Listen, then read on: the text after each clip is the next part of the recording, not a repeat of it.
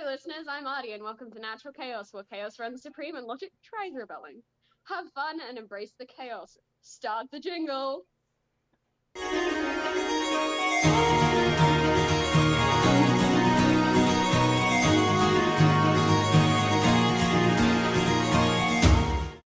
everyone. We pick up off last week where the group escapes the circus after fighting some interesting people, finding out some interesting information, like Doe and Dio were both warlocks. Hi. And Varelli can wild shape, and Araya stepped on Varelli, but we're not going to elaborate into that. They've got their own stuff going on. Group escapes the circus. By taking Castian's caravan, they kind of half kidnap Aran and Willen, but that's fine. It was willing. It was willing. They were willing to go. Sorry, I'm terrible. I'm a terrible person. Castian and Marie, after getting to a safe spot away from the circus, Marie takes Castian off to the side, much to the dislike of Araya. Hi, Araya's petty. And Marie takes out the package that Anya had given her, and they find it out to be an amulet that, upon failing a wisdom saving throw like Aran did when he was spying with his familiar, it causes you to be terrified. That's fun. Fun fact, Aran's familiar from last week has changed because I learnt how to read in the time between, and his familiar is not Fae. His familiar is a yellow lace monitor. They're cool. Check him out. It's Big Lizard. Big Lizard. And he rolled a natural 1 on his wisdom saving throw and is now terrified of this amulet. Much later in the night, Sparky wakes up and tries to stealth, but fails. And Castian wakes up when Sparky tries to identify the amulet. And they both have identify it. Well, Sparky does, and Castian watches. And the last thing you guys heard from last week is Sparky saying that it's a soul. This was where we pick off. Castian, are you saying anything in response? What the fuck do you mean it's a soul? What I mean is the purple gems contained in the amulet are pieces of a soul. It doesn't seem to be complete, though. I'm way too tired for this. And then he's just gonna take it back from Sparky, put it in his pocket, and just roll over and just he's not dealing with anything right now. You woke and Sparky just kind of up. looks at him and then walks over back to his spot against the tree and powies down again. So nothing very specific happens in the night except for Araya rolling over in her sleep meditation kind of thing, very much. And Castian, you don't have pleasant dreams, but nothing very specific happens. You just don't have pleasant dreams. Yeah, when do I? You go. Your dreams consist of just multiple different depictions of wings. That's all I'm gonna say. That's all you get. Marie, you just sleep, having a vibe time. Willen's asleep on Reed, having a nice time. Nice warm cuddle. Reed. Okay. Pick up in the morning. You guys pack up everything, put it into the caravan. You guys feed the horses, take the horses away, and you start off on your travels. I'm going to skip past about a day or so worth of travel just to kill time because nothing really happens in that time. But I do want to know who is at the front currently, who is scouting around as you guys are traveling. You guys okay. On all the horses. Quick question. Yeah. Justin, are we just gonna say that Sparky and Castian just don't tell anybody what they found out?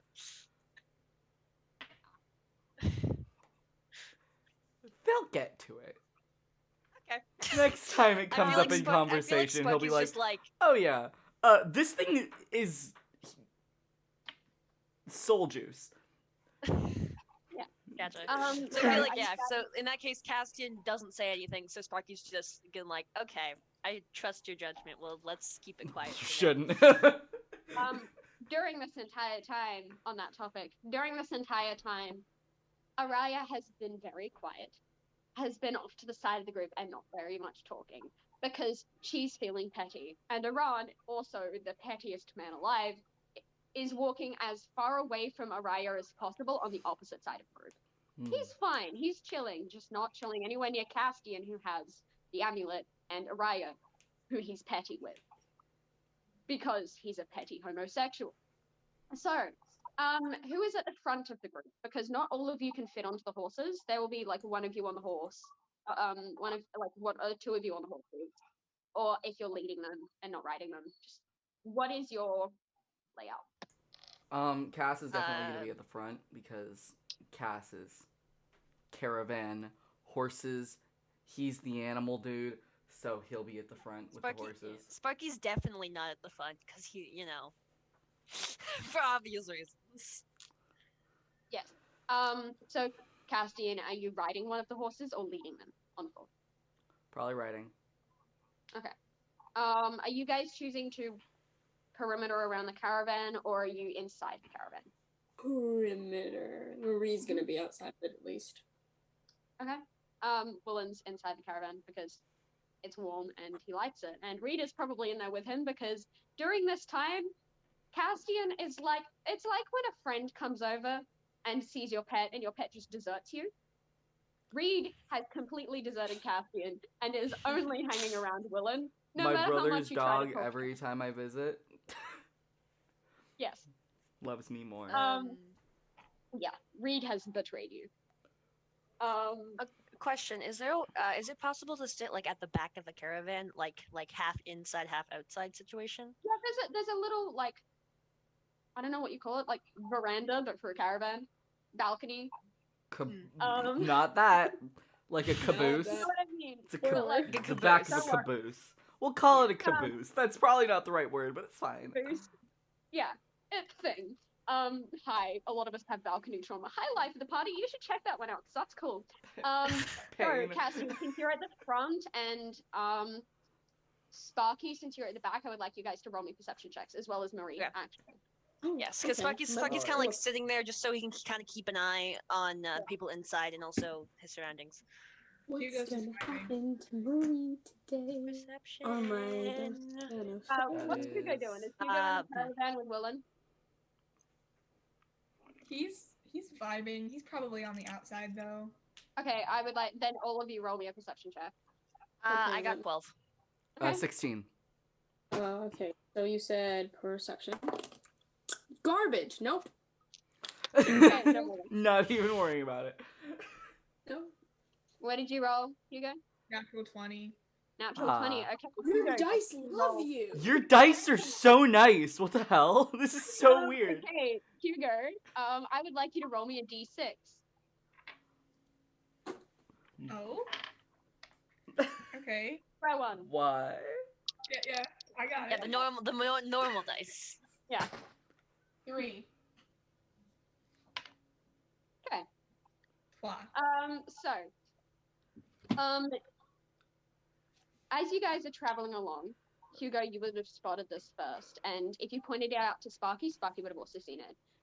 Where you guys are traveling in fairly high marshes, and the marshes, it's slowly getting colder, and as you guys are trotting along, you would, Castian, you would notice the horses are getting, it's not too difficult, but it's getting really muddy, and the horses are considerably slower, and you would have traveled in this kind of terrain before, but so you're able to keep the horses in track, but yeah, it's getting slower to move, and while focusing on the horses, you don't really notice this, but Hugo and Sparky would notice something moving in the long grass. Oh no. Ew. Long grass is, I mean Marie length long. Oh no!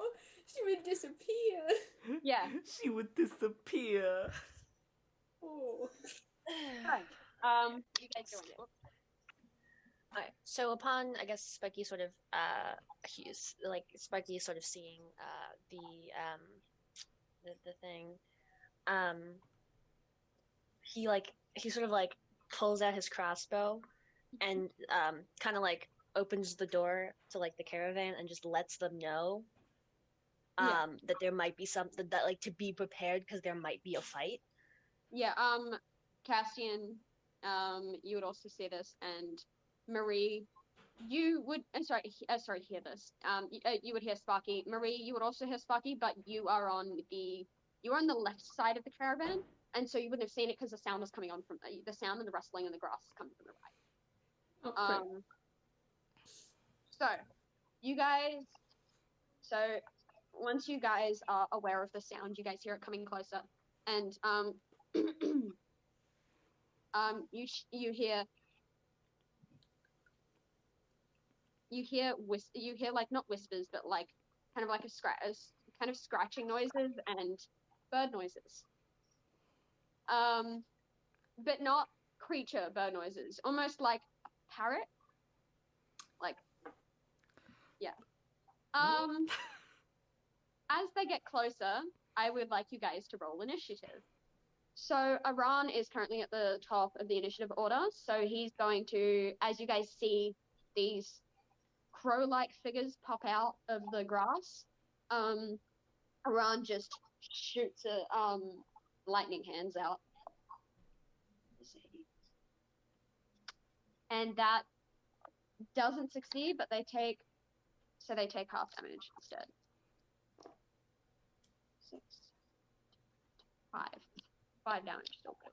Okay, Castian, you're up. You see the Kenku doesn't stumble back, but you see the Kenku just closest to Iran just reel back after being electrocuted.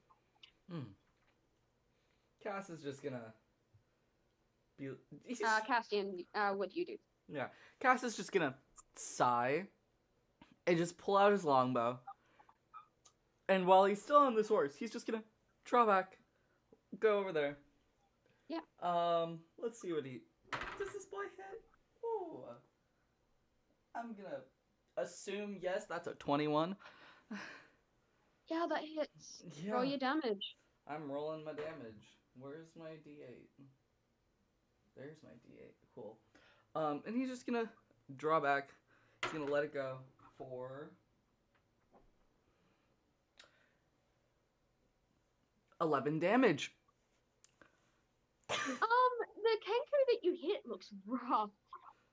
Like, okay. It's and he's gonna try and hit the one, not the one that Ron hit, the one left of it. Closest to him. So Ron, yeah. Okay, let's say Ron hit the one furthest to the right, and Casting hit the one furthest to the left. Yeah, let's do that. Okay, like in the front row. Sorry, furthest to the left. Yeah, I know what you mean. That's 11. Sorry. Mm-hmm. Okay. Ooh, that's fine. No. Hugo, it's your go. I think that Hugo is gonna use pyrotechnics. What's the range on that? It's within a 5-foot cube. So you're gonna have to move. You're gonna have to use your movement to move closer because you're about 20 feet away. Then I will What's your do movement? That. Movement. That's a good question. Walking speed. That. Yes. 30 feet. Okay, so you're able to use your movement to move up. Pine, if you wanna move Hugo up to the. Are you doing the closest one? Yes. Yeah. How close are you getting? Within 5 feet. So square next, I guess. Yeah. Yeah. It's a Constitution saving throw. Okay, I'll roll it. That is a 3 on the dice. Cool. What's the effect on that? Become blinded until the end of your next turn if they fail the Constitution saving throw. Okay, cool. The Kenku on the right. Sorry, the Kenku that Eddie just hit is just yelling out, blind, can't see, blind. So, the one on the left that Iran hit is just going to look very, very concernedly to to his fellow colleague, bro. I would say colleague, and is just going to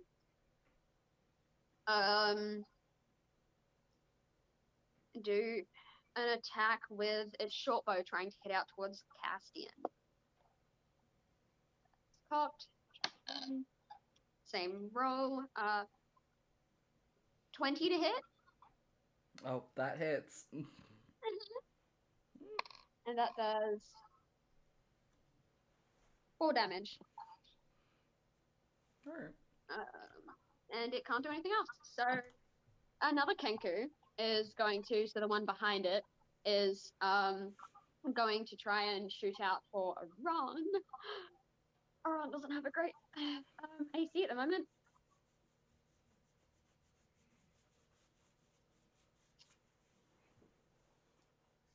And that definitely hits. Okay.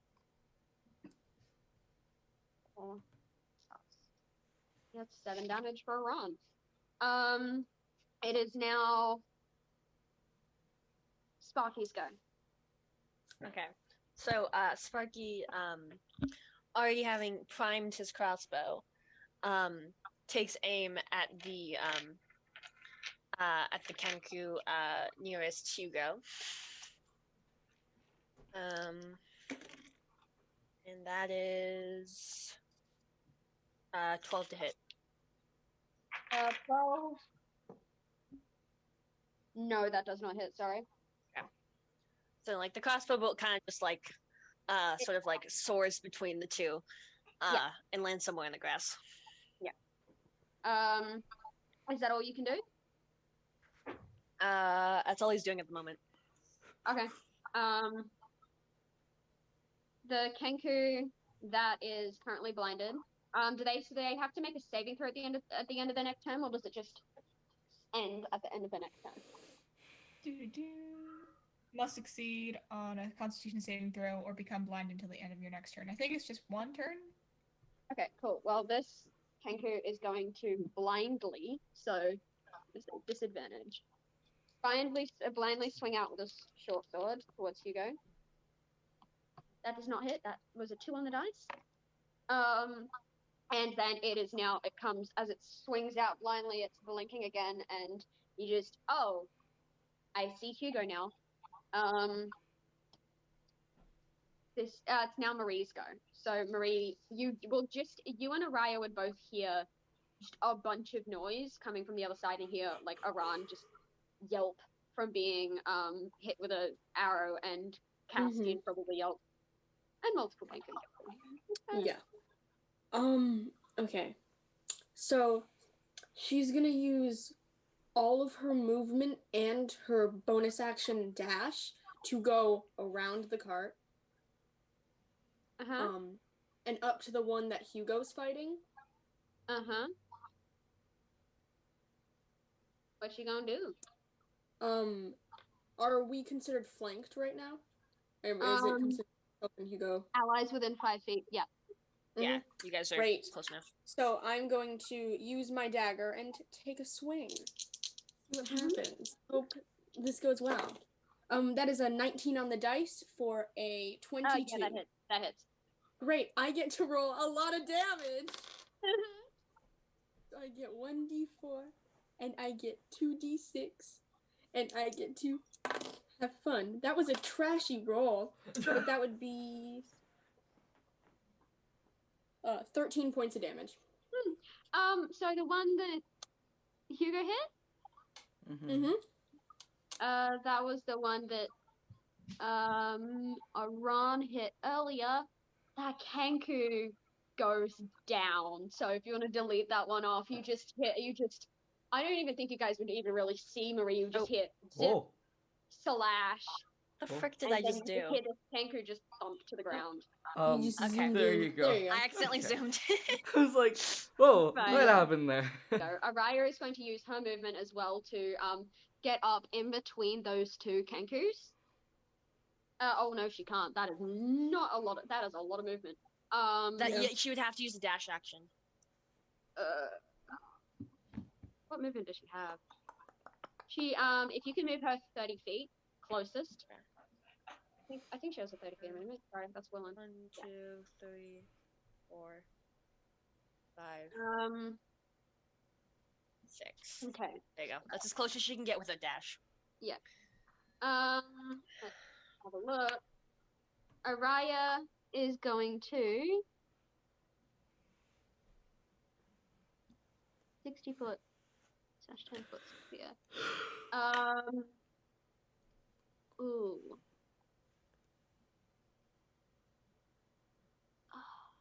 Would she use that? I've got a spell, but it might hit Castian.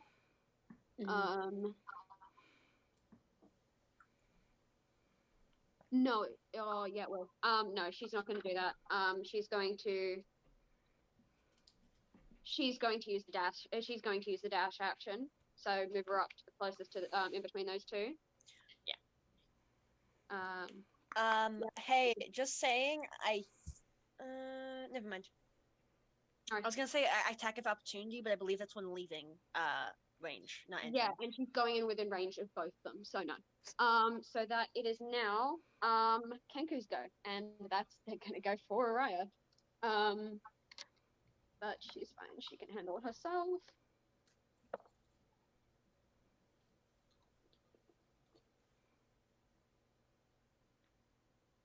Yeah, she can definitely handle herself. Kenku tries to swing out with a sword, and you just see her slightly move out of the way and just grin at this Kenku.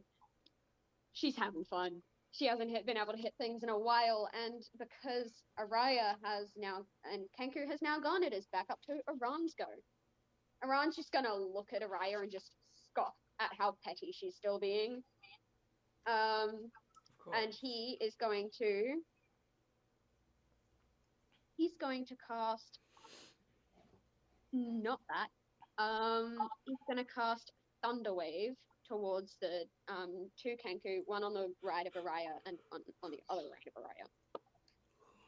That is not gonna hit, but that's still going to do damage. He's gonna do that. So what's the range of Thunder Wave again? 15-foot cube. 15-foot cube. He's not going to be able to hit them actually. Yeah. So no, he's not he can going to move if he moves first. Yeah. He can, No, but he might also.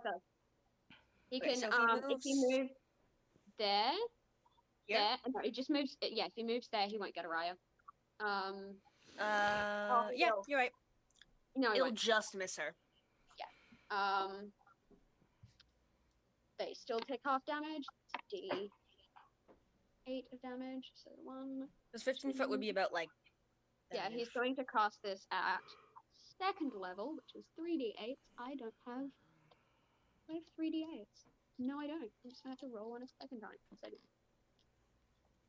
So, 3d8. There we go.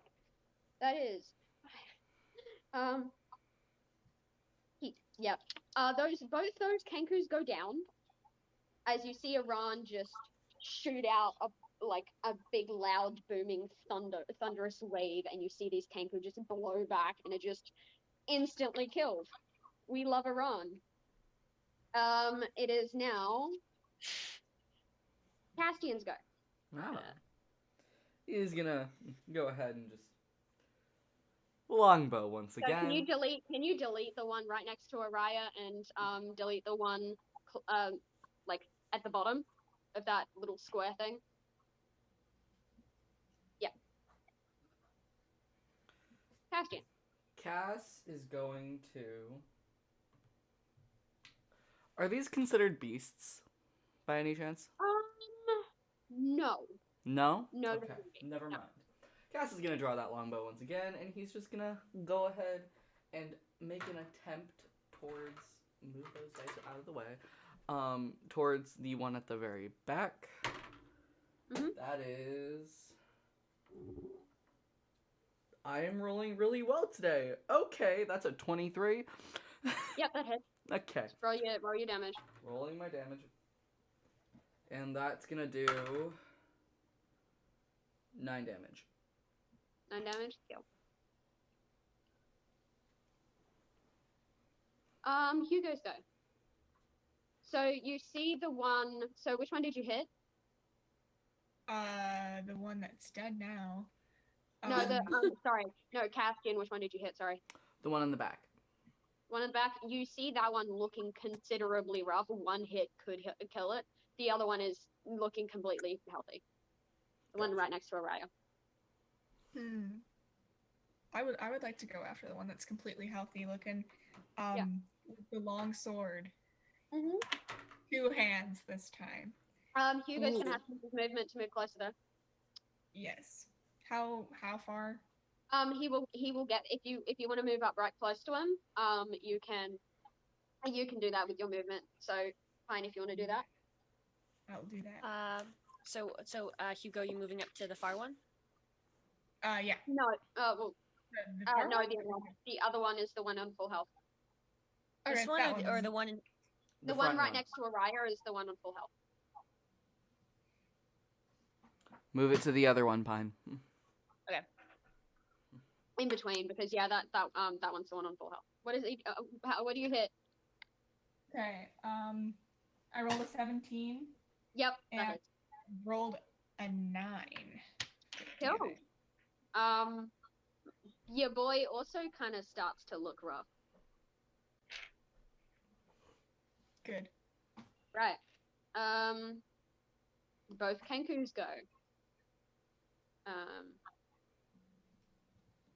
Wow, I'm having to erase these Kenkus fairly quickly.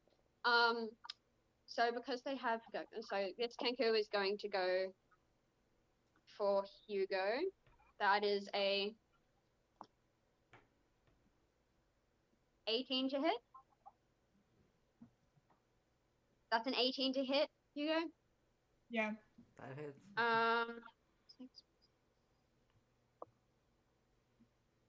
5 damage. And the second Kenku is going to go for Araya. That's not going to hit. Araya is just wily, man. So it is now Sparky's go. Okay, so Sparky kind of surveys the scene. Is anybody looking in a rough shape? Besides Aran is looking hurt, but he's not in rough shape. Okay. Because he did get hit. He's damaged, but he's not bad. And both Kenkus are looking rough? Both Kenkus are looking real damn rough.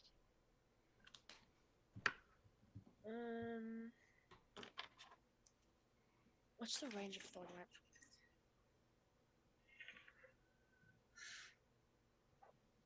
Because I feel like despite the fact that Sparky's like Willen is safe in the caravan, is like I do not want to leave this child unattended.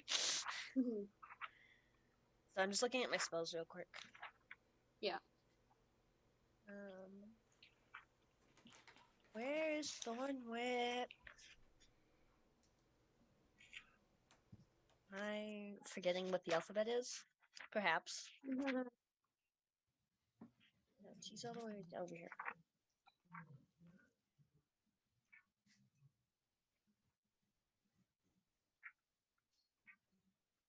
Give me tea, please. There we go.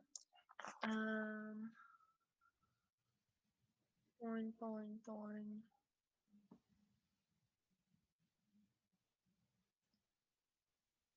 Hang on, Thornwhip's gonna be pretty. I have to move. It's not. I don't have enough range for that. 25. Actually, you might. Not from where Sparky's currently sitting. If I had to move first. Yeah, but on a diagonal, they're only 25 feet away. But but like Sparky, because from Sparky's position, they're like, yeah, Aran's in the way, and also the caravan's in the way. Yeah, true. well, I think Sparky probably would have moved a bit to get the shot. Yeah. So I feel like upon he checks, he quickly glances at Willen, and then sort of takes a step. I'm in range here, right? Yeah, you would be. Yeah, definitely. So he kind of moves in between Aran and Marie, kind of looking at their things, and then casts Thorn Whip. Is that a saving throw? No, it's just it's a melee. I think it's just a an attack roll. Okay, roll your attack. Oh, I also pull the creature closer to me. I forgot about that. Yeah. If it succeeds. What's your attack roll? My attack roll is 15. 15? No, Yeah, wait. that hits. Yeah. That hits. And then so it would be a d6 of piercing damage. So that's 4 piercing damage. Yeah, no, it does. I mean, you're gonna pull a body towards you. Oh, Yeah. that's nice. Yeah. So as soon as the thorns, and I'm going to add a little bit of spice to this because it's Sparky and he deserves it. So the thorns, that they do have spines and sharp parts on them, but I'm going to imagine that they're cords, like electrical cords, Okay. because that's cool. They shoot out towards the Kenku, wrap it around, and as soon as it wraps around this Kenku, you hear something crack, and the Kenku just goes still. There is one Kenku left on the board, and it is Marie's go. Oh, great. So, Marie will let her the dagger from around her neck just like fall limp, and she will pull out her short bow and attempt to take a shot at this creature. Are you gonna move any closer? You might have to move slightly just so you don't accidentally hit Hugo. True. Yes, I will move so I do not hit Hugo. Great. So, let me roll to hit. 15 to hit. Yep. Great. And is there an enemy of this creature within 5 feet? Yes. An ally within 5 feet. Yeah. Okay, so that is much damage. That is 3d6. Oh god, that's a lot. 13 points of damage. Yeah. How would you like to end this fight? Oh wow. So Marie, let me really quickly remove an arrow from my pack. So Marie kind of shifts over to the side slightly, just like letting go of her dagger, and she pulls out this short bow that's been strung across her back as you've been traveling, so she's like alert. And she pulls from this bunch of arrows kind of sat at her side, these white feather tipped arrows. So the back of the arrow is a white feather. And there's like a blue stripe of paint that kind of matches her tattoo on the actual shaft of this arrow. And she kind of pulls it back and fires, and it goes right through the Kenku's skull. Valid. You just see this Kenku go down. Bye-bye. But yeah, you see these 5 bodies around you of these Kenkus that were just trying to. You get from the look of them, like the hoods, you see like money pouches and stuff like that, and their weapons and all that. They look like thieves or bandits. So you assume that they were probably trying to rob you guys. Great.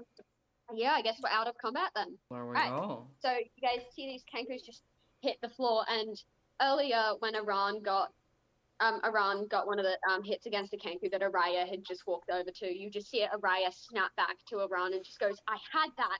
And Iran's like, "Yeah, sure you did." And then they just go back to the opposite sides of the camp. Araya just gives both Castian and Marie a look of just, "Are you gonna say anything? No? Okay then." Continues walking. She's still very salty with you guys. She can suck it up. So, you guys doing anything as you're traveling or after this fight? I feel like Sparky. Oh yeah, sorry. Go ahead, Natalie. Loot the bodies. Yeah. Loot the bodies. Okay, roll me an investigation. Womp. I was gonna say. With 16. Okay, well, you obviously see like all of the Kenkus all having like slightly worn down bows and short bows. You can find you'll find about 10 arrows between them all. Yeah. You'll see, like old looking short swords. Yes, Justin? Oh, I was gonna say, is this everyone looting or is it just Marie? up to you guys if you want to have a look as well. Okay. I feel like Sparky probably is just gonna be curious upon he checks Cass on is- Will and is like, yeah, I guess I'll help. Cass okay. is gonna look. If you guys want to roll. That would be 17? Okay. No. I also got 17. Yeah, 17. Okay, well, yeah, you guys would find between them, you would find 10 arrows. You would find a couple of days of rations. So I'd say about 3 days, about 2 days of ration between all of the Kenkus. So that's 5. So 5 times 2, 10 days of rations between all of them. And you know what? I'm gonna throw in a dagger. They probably had a dagger somewhere there. If anyone wants a dagger, there we are. So yeah, that's what you find on the bodies. Aran isn't gonna loot them. Aran, however, is going to walk over to one of the Kenkus, grab out a notebook, and go, oh, "I haven't seen a Kenku before," and just start writing things that he's seen and encountered. And he's gonna write on the anatomy of these Kenkus and just go, "Birds," and just write. Yeah, I feel like also Sparky goes and collects his lost crossbow bolt that that I would missed. allow that. And if Yeah. any of you can collect them back. Yeah, Cass is Yeah. gonna retrieve his I don't arrows. know if Marie wants to pull it out of the guy's skull. And then I feel like also Sparky also makes more like slightly a mental note to write it down later about the Kenkus. Yeah, Mhm. you guys might have to drag Aran away from the Kenkus because he's getting a little too, wait, I can write about anatomy again. I haven't been able to do this in a while. And he's just writing and sketching out different parts, stuff like that. So I feel like Yeah. Sparky kind of gives it like a once over. I feel like gives Aran like 10 minutes and then just picks him up and walks back Aran to is the still caravan. writing and just going, oh, boy, just give me another 5 minutes. Just another 5 minutes. And then, like, Arias just doesn't even just see what is happening, just yells out, no, let's get bloody going. Doesn't even know what Aran's doing. So Sparky just kind of carries Aran and sits him down in the caboose and makes sure he stays there. Yeah, he stays there, and Willen comes out and just looks at Aran, because also Aran has an arrow in his shoulder that he's neglected. Willen just goes, you have an arrow in your shoulder, what happened? And Aran's just like, oh, pulls it out, chucks it aside. And Cass is And then gonna Sparky- watch him do that and go, you just And then trying not to just murder. Like, what? I'm assuming they have a med kit, probably, right? Yeah, they probably, and if you want to roll a medicine They have a check. med kit. They also have Willen. Yeah, and Willen is the Cass med kit. with cure wounds. Oh, so is Willen gonna is do the anything, or med is- kit. Willen would, Okay. he's If just Willen gonna- would, then Sparky would. No, Willen gets back 4. Then Willen can do that. Mhm. Willen gets, Aran gets back 4 hit points. Yeah, as you guys are traveling, and Real quick, throughout the, yes. since we're looting the bodies, can Cass snag that bow and the 10 arrows? I think Marie took the arrows, but you can snag the bow. I will be snagging the bow. Yeah, it's just a regular short bow. That's perfectly fine with me. Cass likes bows. Jill, Jojo, see, is that you? I hate you with every fiber What of my did being. you just say? Don't even ask. Don't even No, ask. no. Don't. Shush, Artie. What did you say, Eddie? Jojo Siwa, is that you? Get it? Okay, continuing on. Because Does I'm going anyone to here annoy listen to Eddie, and Jojo Siwa? I might just kill off your character. That's fine. I'm just going to commit murder. So while you guys are traveling along the road, Castian and Marie, are you guys talking to Araya at all? Castian and Sparky, you guys are the only one who actually knows what the amulet is. Are you guys talking to anyone about it? Cass is petty. He's not say anything to Araya. Mhm. So, Nat. She would talk to Araya. Mhm. And Okay. it would probably be like a, look, I know you're mad. I know you're upset at me. But I had no clue what that object could be. I didn't know what danger it could put us all in. All I heard from Anya was that it could hurt Hyde. And like I told Castian in those woods, if something that powerful is in anyone's hands, it can't be good. Don't you think you should have talked to the person who knows the most about Hyde and probably hates him the most out of everyone? Look, Arai, I don't think you trust me that much. I don't think I trust you that much.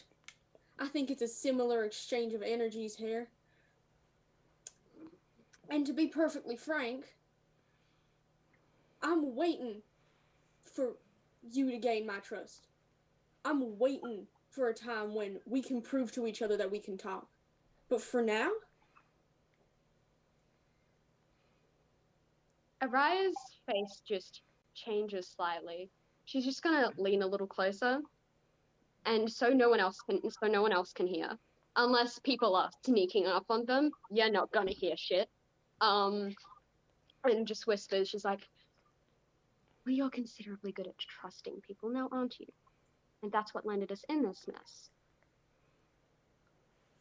And then she walks away. Marie looks mad. Unless you're going to probe her further about what the hell she just said, she walks away. Marie just watches her go, and then just kind of takes a glance up at the sky and just... And as she walks away, she's going to pick up and... Marie's going to probably immediately know this, like a reference that she's making. She's going to pick up a stone from the ground and just start throwing it and catching it. Yep. Marie is ready to fight God. I feel like at this point, like upon seeing kind of the like overhearing, obviously the part of the conversation that he could overhear, Sparky kind of like leaves his spot in the caboose at the caboose and walks up to Castian and was like, "Hey," was like, "Should we tell the others what we found out?" And Cass is just still on that horse, and he's just gonna look. Yeah. And he's just gonna sigh, and he's gonna say, "I'll tell Marie soon. But don't tell the others yet." Okay. And Sparky just kind of like nods and turns back and heads to the caboose with Aran and Willen. Yeah. Willen is just...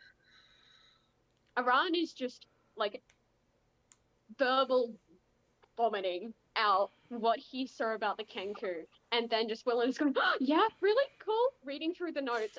Willen is proofreading the notes. Willen can read. Proofreading the notes. They are just sitting there nerding out about the Kenku, having the best of times. And Sparky, if you go in there and check, you're probably going to catch about 50% of the conversation, because both of them, especially Aran has a really strong accent, and when he talks fast, only people with the same accent can really understand him. Hi, I based him with a Scottish accent. Hi, I'm part Scottish. I feel like despite not fully understanding, Sparky just kind of like, I guess, happily listens to the two of them ramble. Just smile and also nods. at the same time making some of his own notes about the Kenku and what happened. Yeah. He pulls out both journals. To Aran, he's going to spend 20 minutes answering that question and other questions that you didn't even ask. Yeah. So I feel like he probably asked like a couple, writing down information about the Kenku in his one journal and also just the battle in his other.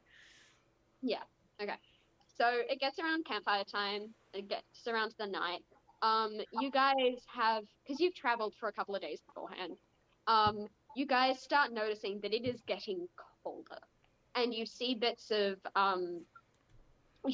frost gathering around the marshes, and the marsh, like the mud is starting to get harder, not necessarily drier, just because it's colder, it's solidifying more.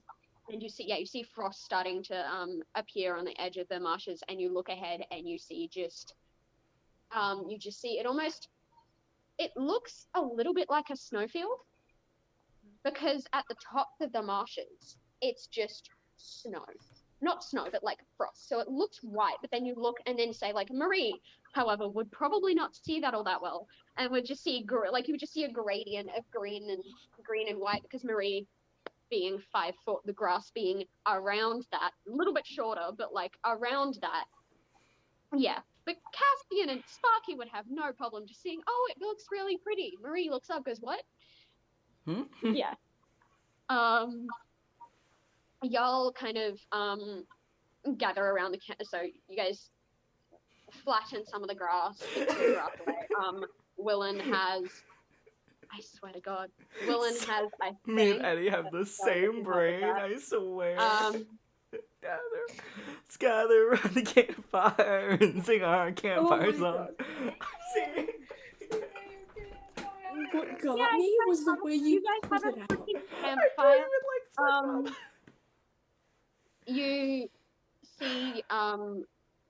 You see Willen, this is a little trait that he has as a Triton, just walk/sit on Reed and allow Reed to carry him out, and just push out a gust of wind that blows some of the grass away, and you guys have a flat-ish platform.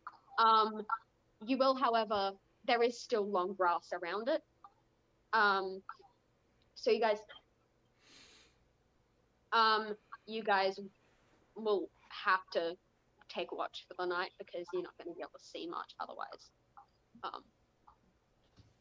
Yeah. So I feel like as they're winding down, Sparky is again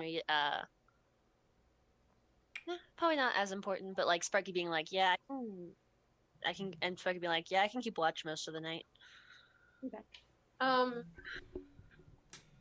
Arai's probably going to take watch with you, and Aran's not going to because Aran has he wants his sleep. Willen too. Willen's going to again wrap around Reed, and that's kind of a thing that happens now. Wouldn't it be warmer for Willen to sleep in the caravan? Around the fire, if around the fire while being wrapped in a dragon. Pardon? I said around the fire while being wrapped in a small dragon-looking thing. I think he's good. Yeah. Well, I mean, we would have followed Willen wherever Willen went. Yeah. Yeah, I love how normally I dispel Reed by now, but just no. Willen would get sad, and ask and ask and ask and ask until Reed could be brought back out again. So yeah, and plus with the bedrolls and the blankets, Willen would be okay.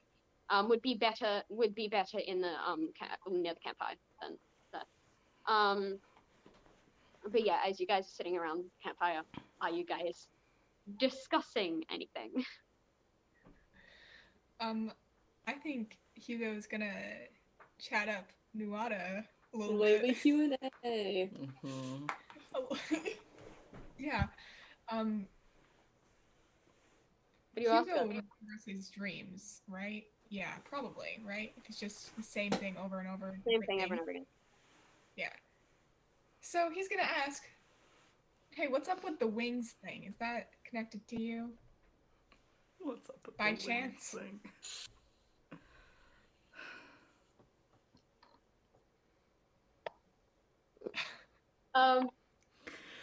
Nuada's just you hear like a sighing in your head, and just be like, you'll figure it out. I'm having quite a lot of fun listening to you pick up on clues and figure things out.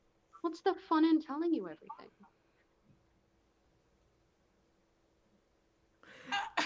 The look! Eddie! Does Hugo make that noise out loud? Does everyone turn to look and just,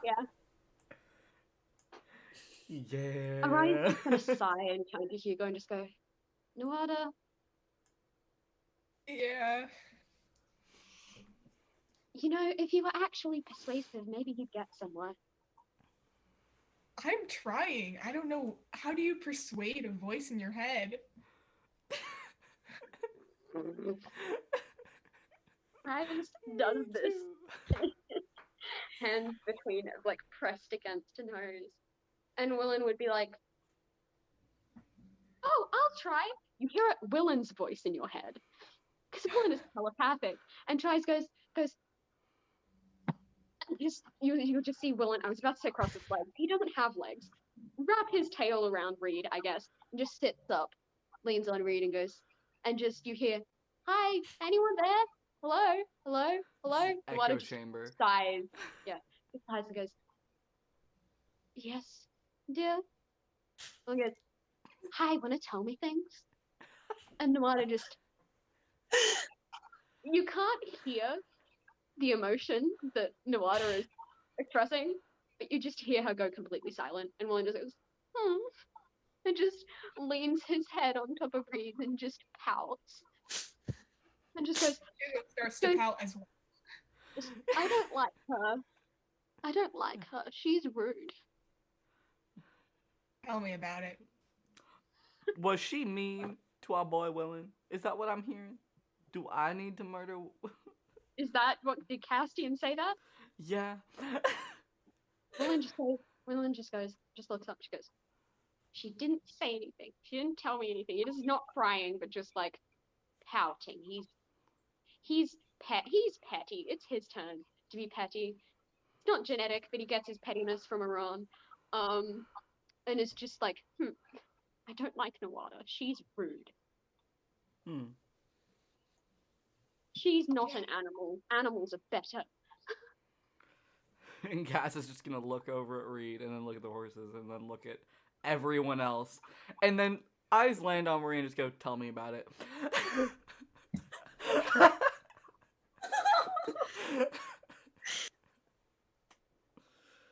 So, Castian, are you talking to Marie? Cass is just gonna look at Marie, gesture to his pocket, and say, I think we need to talk. Just nod. Just a nod. So he's gonna stand up and he's off her hand, take the hand. Cool. Okay. And he's just gonna. When doing this, Araya's just gonna look up to the two of you and go, wow, familiar. Are you guys going to actually tell us anything, or is this secret's gonna stay between the two of you? Because really, I'd like to know if that's gonna happen. And Cass is just gonna look her dead in the eyes and say, we'll figure it out. And then he's just gonna walk away, dragging Marie along with him into wherever the farthest place that they can get away from everyone is. Into the grass, just start walking. Just walk into the grass and just not stop for like fucking 100 feet or some shit. I know. Got bird legs, man. He'll carry At this her. point, It's fine. upon seeing like the two of them dragged away, Sparky just looks genuinely confused, or as confused as a robot can look. Because like he's obviously noticed the tension, but is not entirely sure about why, and just kind of asks like, "May I ask what the problem is?" Problem is, Aran, here we go again. Araya, shut it. Continues. The problem here is those two are keeping secrets that could be life-threatening to the rest of us, considering they're holding something that knowing Hyde, it isn't great. And honestly, neither of them should be holding it because neither of them are fucking magical.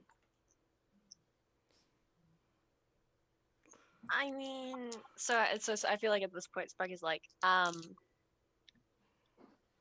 well, I guess I do understand your point, but it was given to Marie in the first place, and she trusts Castian.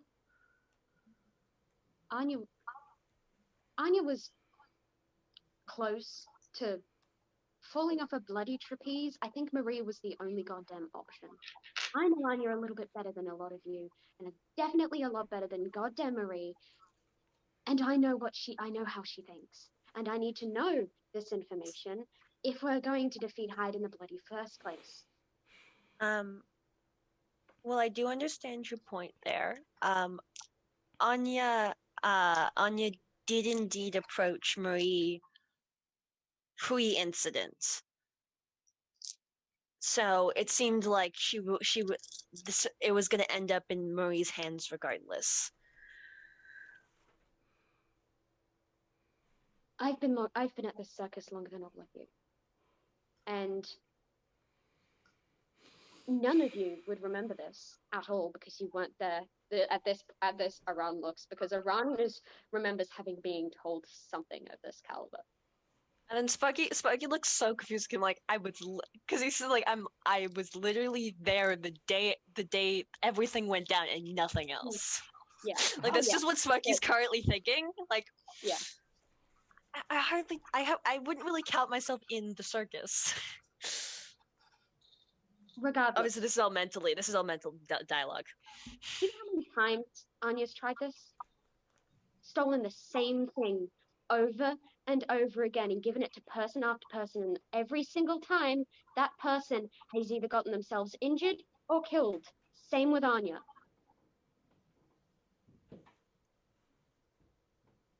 And then Aran goes, same with what the bloody hell do you mean?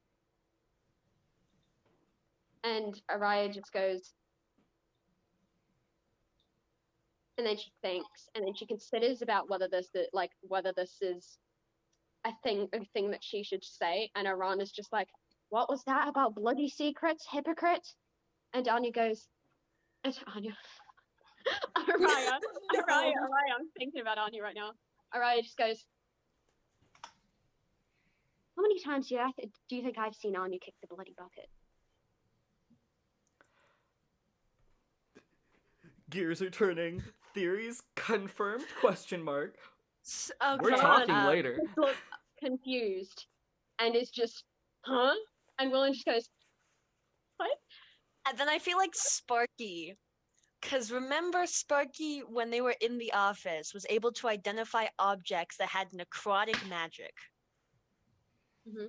Oh, so everything, I feel like everything in that office, apart from the things that was left behind, had necrotic energy. So he just kind of like looks at her eyes, like,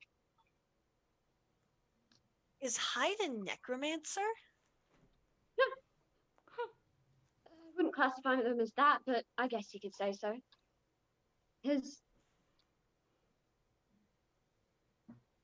The point is, Hyde doesn't give a shit about the amount of times Anya's died, because he can just bring her back again.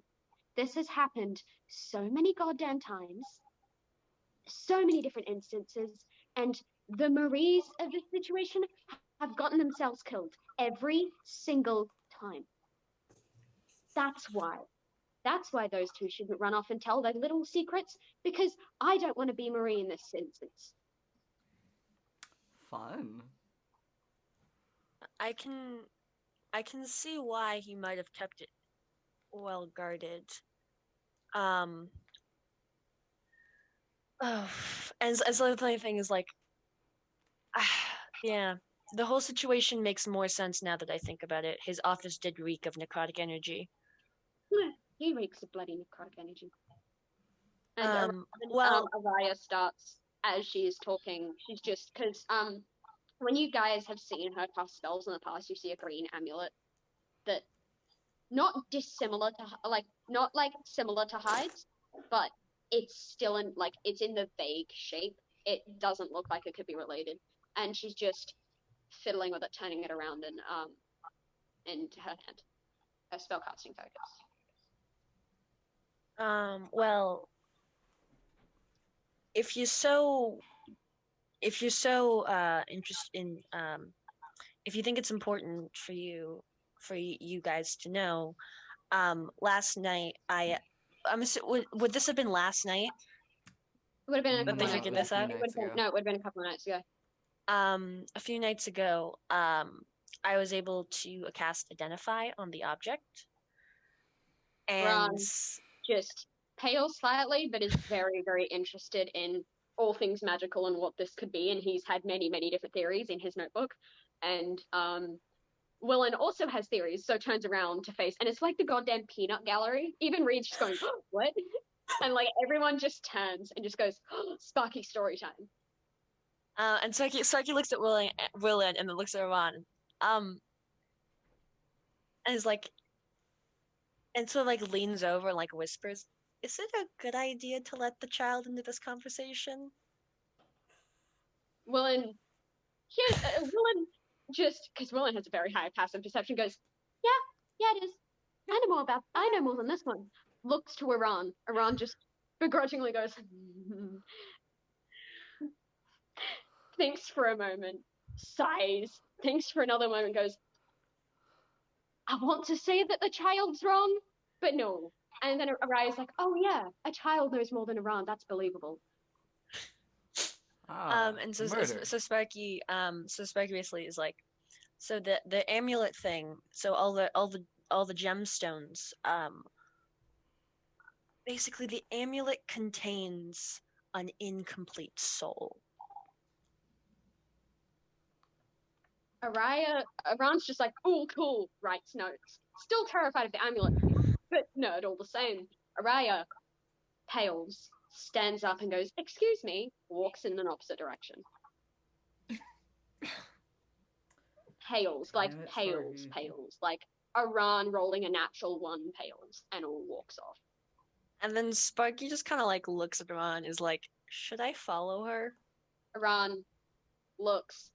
Something in his face goes, I should be everything is telling me to be petty right now, but I also feel like that's not a great situation. And then just stands up and goes, I'll talk to her, and walks off. And Mullen just sighs and just goes, well, that's going to go well. And they just go off. During this time, I'd say by this time, Caspian and Marie would have finished talking. So what do you guys say to each other? What is your conversation?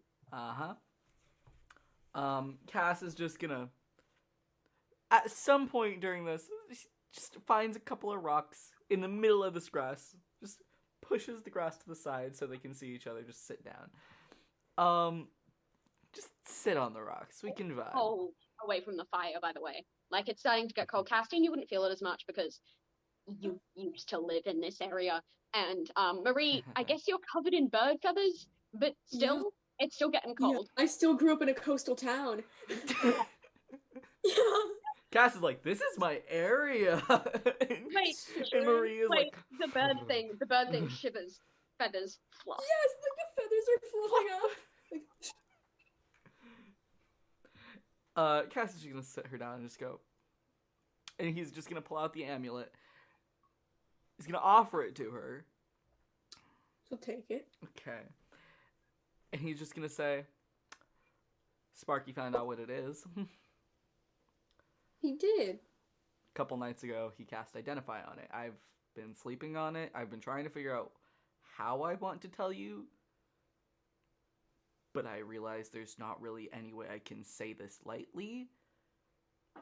And he's just gonna point to the gemstones inside of it, and he's just gonna go, those are part of a soul. You're holding someone's incomplete soul.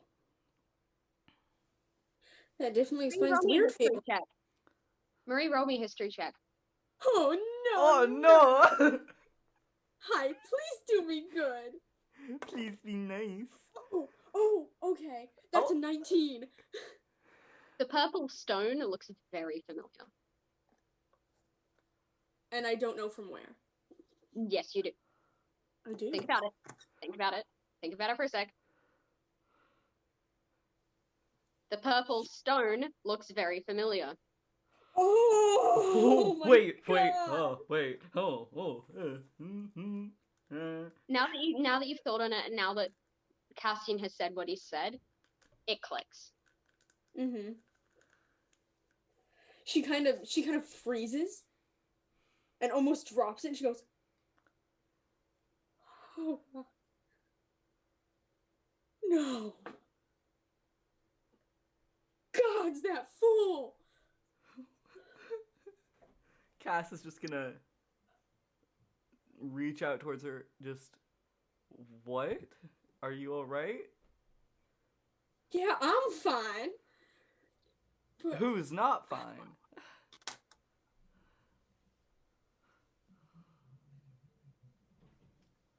I'm very curious to see how this is going. I'm very invested in this because I'm not in control of how much Marie says.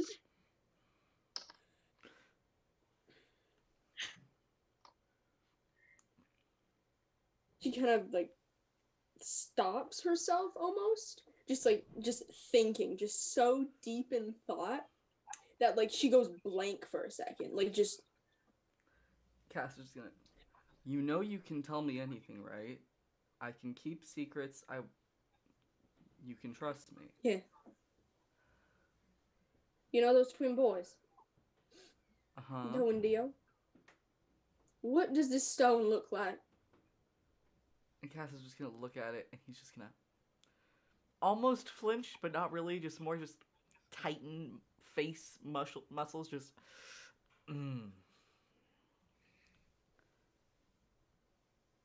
So you're telling me that's the same thing?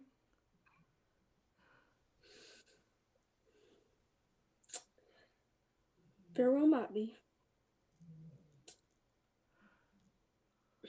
What does that You have said to it do was- with Hyde? When I was up at the trapeze, after Anya had fallen, I looked Dio in the eye and asked him what Hyde had on him. This might be it. I'm just going to cut in. Anya said this is Hyde. Yes, I know. Yes. Just keeping that in mind. Yes. And Cass... Marie told Cass that, correct? Making sure that I'm getting my things right. Yeah, I told, yeah. Mm-hmm. Cass knows about what Anya said. Yeah. And Cass is just going to go... Is probably going to point that out and is just going to go... But didn't Anya say that was Hyde, not the twins? It was of him. There's so many things that we don't know about that man. We're getting scraps of information that we can't even put on a timeline because we don't have anything. We don't have a timeline to put it on. Cass is just gonna put his hand back out, like he's gonna, like offering to take it back, to keep holding on to it.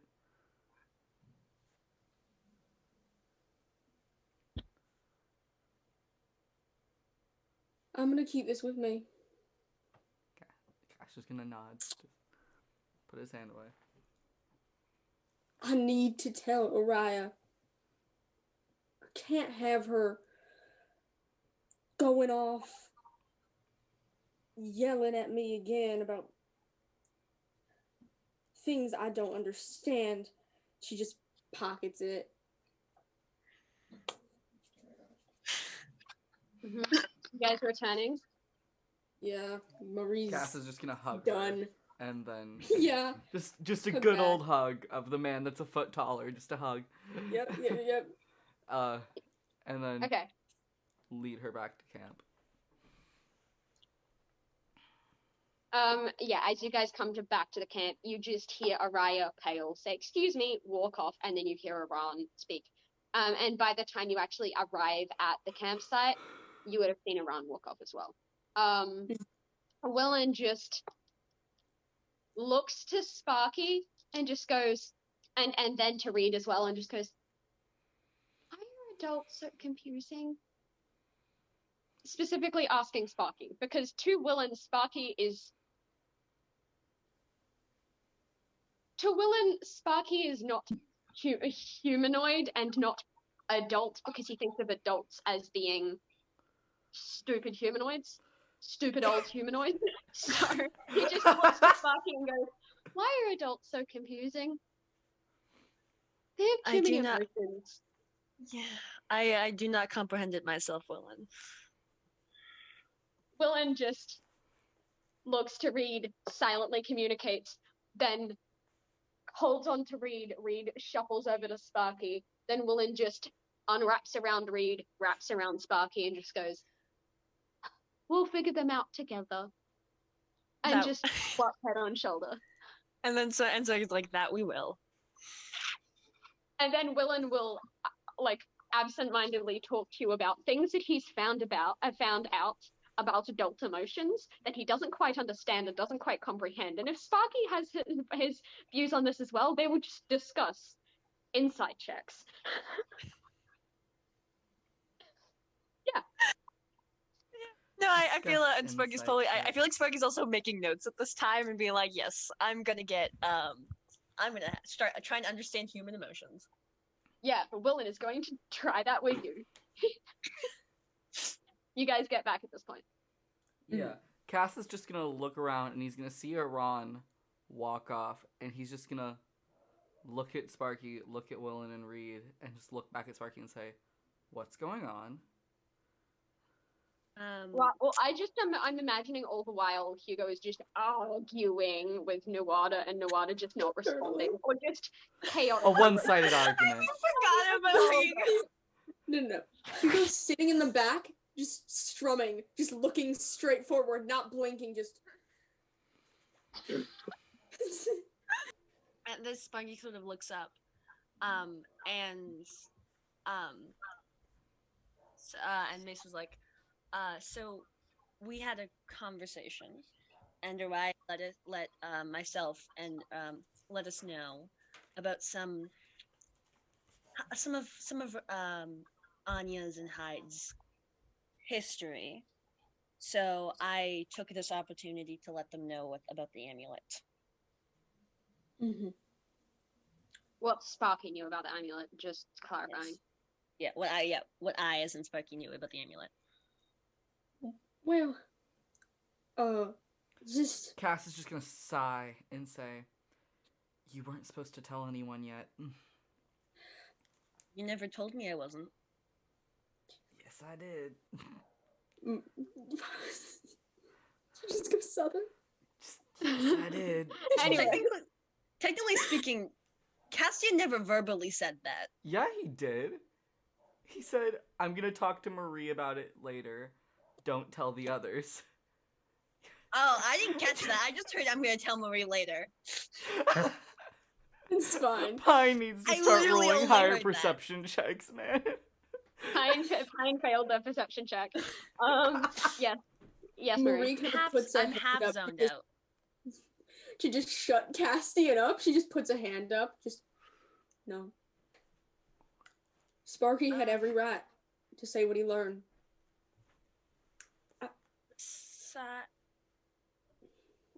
Okay, go at this- ahead, Mary. Willen just looks to Hugo, not necessarily to Hugo, but to the circlet, just gives it a look and just goes, "This is why secrets are bad things." And Nuada you just feel the "I'm pissed off." You just hear pissed off, you just feel pissed off vibes from the circlet going on site. Willen just On glaring at them. He's like, "This is why secrets are bad things." I feel like Sparky just kind of looks at Hugo and is like, "Is there something you would like to share?" You know what? I think Nuada should have something to share. How about it? Uh-huh. Hugo, roll me a wisdom saving throw. Ooh. Come on. Give us a natural one. Let's see what it... What was it, Eddie? Okay, that's a 14 minus 1. That's a 13. You have I would negative just like wisdom. you to know that Sorry. the save was 15. That's not a 15. So as you were just very stressfully strumming this ukulele or whatever, a fantasy ukulele, just strumming it, you don't begin to everyone else realizes that Hugo, no, a lyre is like this, I think. The lute, I think, is like this. I think, anyway. Yeah, lute, You're a lyre is a fantasy harp. You're strumming your fantasy guitar, and you don't realize that then at first, but then everyone else realizes that Hugo's hand starts to glow. Just a light just glows, and then Hugo, eventually you look down and go, just nearly drop your instrument, just look at the hand and go, huh? And Cass is you just gonna go, says, "You're welcome. You wanted information. You're welcome." Mechanically, you can now cast a light cantrip. What? Huh? Huh? We will figure it out later, but you can now cast the light cantrip. I will add that to your spells. Fun. Okay, quick question. Just to clarify. A lute looks like a guitar. A lyre is basically a harp. Yeah, okay. I'm Cool. still gonna call it a fantasy guitar. But yeah.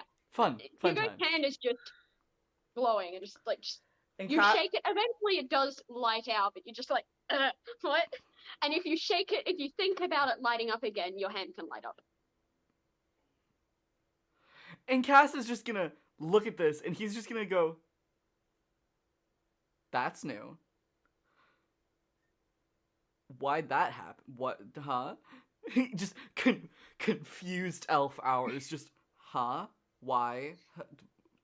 Hand. Circlet. Glow? Willen sighs, looks to the circlet and goes, that doesn't count, and just grumbles and just looks to Sparky and goes, we're gonna figure out circlet emotions too. And Sparky just kind of like nods, slightly confused because to Sparky the circlet's like a power source or like a power conduit. And Sparky just kind of looks at everybody and is like, I feel like for the safety and protection of our whole adventuring party, it's best we not keep secrets. I agree. At this point, Araya and Aran have started coming back. Mm-hmm. They don't look petty right now. They look like Aran has actually succeeded in talking to Araya, and Willen's just gonna just mouth drop, just go. And Aran they do sit on opposite sides, but not in a petty version. Just Aran wanted to sit next to Willen. And Araya is an introvert. That's it. But Araya is so an INTJ, they essentially. Yeah. Araya is an INTJ. Hi, Eddie. But yeah. They just sit down. Araya looks less pale, but she's not pissed off. She's more just So would they have heard what Sparky said about not keeping secrets? They would have heard the end of it, yeah. Okay. So as they sit down, Sparky's like, "Are you okay, Araya?" Araya just thinks for a moment, goes, for all the 150 years of being in the circus, that's something new I didn't know. She didn't know it was it. She's never seen it before. She just knows that it's the same object.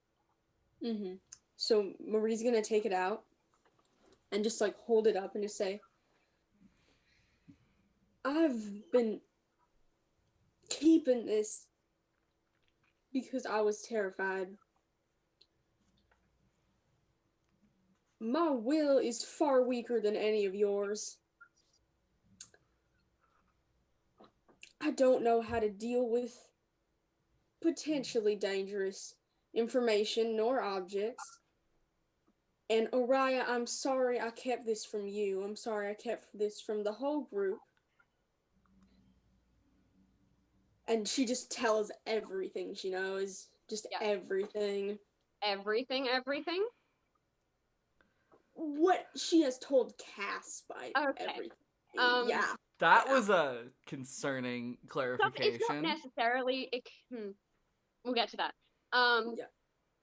When you get out the amulet, Aran, deadass technically goes closer to Sparky, but to kind of hug Willen and just moves closer to Willen, because Willen and Aran are both each other's comfort objects. So just Aran goes, familiar on instinct, just pops out and wraps around Aran, and Aran's just like, I don't like that. Aran isn't afraid of being scared, but Aran is scared. Araya looks to the purple, looks to Marie, and just raises an eyebrow. She just nods a little bit, just so Araya can see, but just a... Yeah. Araya then looks to Marie and then says, do you think what else you know would be vital information or not? Do you think it's related?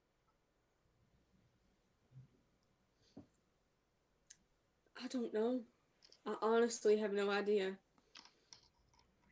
Raya just thinks. She doesn't say anything else because it's not her secret to tell, but she's very much on the side of, think about that. Yeah. And Willen just looks to that and goes,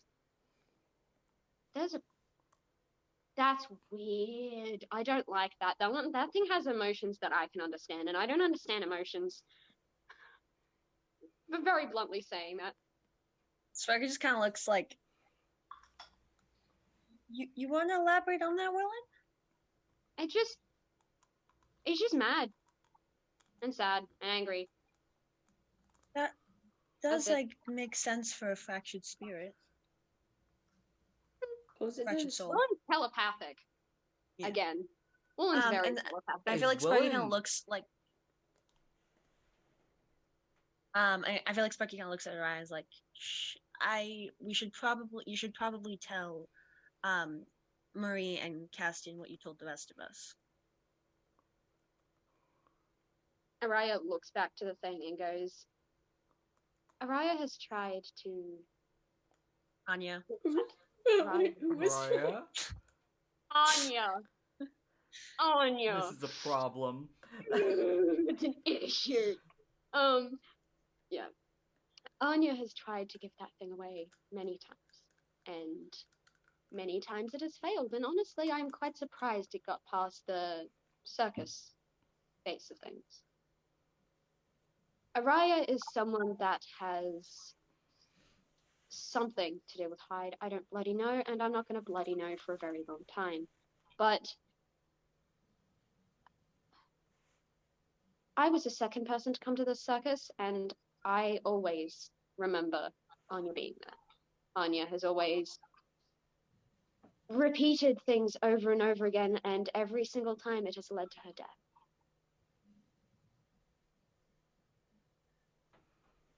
We found papers in Hyde's office. I did, just out of character. Does Araya know about the papers that we found in Hyde's office, or was she not enlightened? Okay, Nope. Yeah. Okay. I have no idea if anyone told you. Myself, Hugo, Aran, and Cass were in Hyde's office. Cass. Sorry. I love that. And we found papers detailing birth records of one Anya Hyde from 400 years ago. I was about to say Aranya. Araya. This is an issue. Araya doesn't look surprised. She goes a little bit paler, but isn't surprised in the slightest. You have a feeling that she thought of this. And she, so you told her everything that you told Cass, so like the thing about Grey as well, she'd know? Yes. Yeah. Araya thinks for a bit and she goes, so I guess we'll find out more when we find this Grey person? Do you guys know anything of him yet? No. All I know is that the twin boys knew who he was.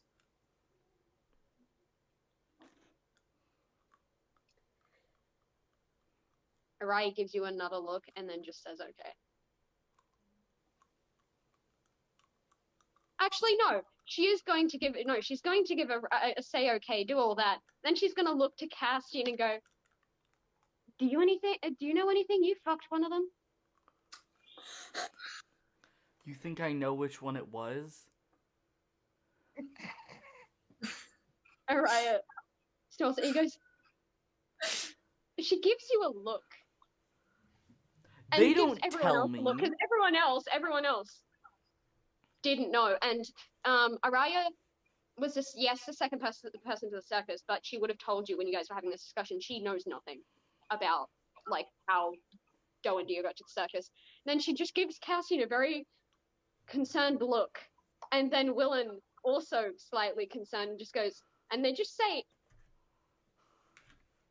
almost in sync, they're just, Araya says, "You do realize Doe is the gay one, right? It's obvious." And then Willem goes, Doe only looks at men. I don't know why, but he only looks at men. Cass, literally oblivious at all times. His passive perception is 13, but he's so oblivious. Araya just sighs and goes, "Well, Cassian knows nothing in general." And Iran's just like, They didn't tell me. Then looks at Araya as same face, but like mocking, and just goes, "It took you that long to figure out?" You little schneid. You little schneid. Cassie, I'm so glad someone gave you a pretty face. If not, damn it, I'm sure you made it this far. Oh, at least you're pretty. I'm so glad I told you to use that. Your fault, man. It's fully my fault. This is what happens on streams. Oh my god. And okay, so I feel like after this whole conversation, Sparky just kind of like says, "Does anybody have any other information they would like to share that could impact the rest of the group?" Kind of just also like points to look at Hugo specifically. I think they all kind of do. Thinks Hugo is hiding things. Hugo's not. Nowater is the Hugo one. doesn't know anything. He's oblivious. He was like, He never explicitly said anything about. He never explicitly said, "Hey, there's somebody in my head." He did say, "How You do know you what? persuade a voice Willen's in gonna your put head?" his hand up. Willen's gonna put his hand up. Anything you know that could help the party, Willen puts his hand up. Just says, "I'm adopted." Aran, we know. And then Willen goes, "Oh. Oh. He's adopted fish." Aran, we know. Willen goes, trying to think of anything else the party may need to know. And then we'll list off a bunch of random things, and Aran just going, "We know, Willen, you don't need to say everything." And Willen goes, "Oh yeah, that thing talks." Points to the amulet. And Cass just kind of stops and goes, and just sits down next to him and goes, "Willie, buddy, you should have started with that." Willen goes, "Oh, he doesn't say nice things, just insulting. Just What's he saying? insults all of you." What's he saying, bud? It says, looks to Iran, goes a little bit green, because green is, I guess, blushing for a Triton, I'd say. I don't think he'd go red, or just purple. I'd say he'd go green, because it's, I'm God, Willen. I am the DM. Willen goes green, and then goes,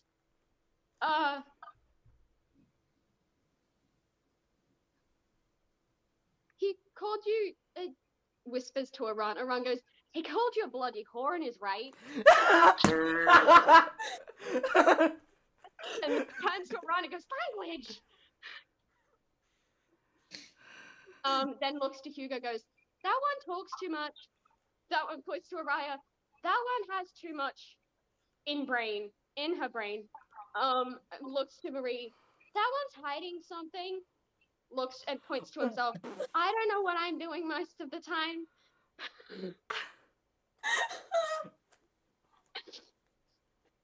Looks to Reed. That one's okay. Hasn't said anything about Reed. I love how it just like skips over Iran and Sparky, like, it's fine, they don't matter. Yeah, no, because Sparky, he didn't, like, as in, they didn't say anything about Iran or Sparky, and then, so he just didn't say anything, and then Willem will then go, like, "He just keeps insulting. It's really rude. He's mean. I don't like him." And so and Sparky just kind of pats him on the head. Is it time to hit up New Orleans again?